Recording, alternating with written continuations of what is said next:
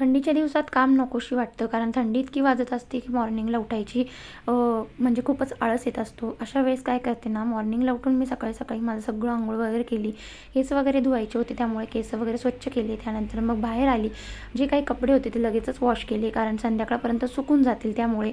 त्यानंतर छान असं सगळ्या घराची झाडू वगैरे फरशी करून घेतली, फरशी पुसून घेतली.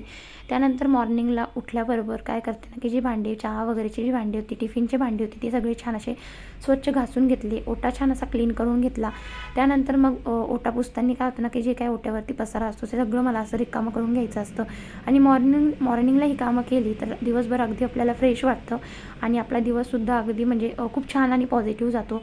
त्यानंतर मग छान असं माठ वगैरे भरला आणि देवपूजा करायला घेतली. देवपूजा करताना शिवानसुद्धा मला असं छान हेल्प करत होता. तर देवपूजा अशी छान करून झाली आणि असा होता आजचा माझा मॉर्निंगचा रुटीन. आवडला असेल तर लाईक, शेअर, सबस्क्राईब करायला विसरू नका आणि पूर्ण व्हिडिओ चॅनलला अवेलेबल आहे तर नक्कीच जाऊन बघा. चला भेटते, बाय.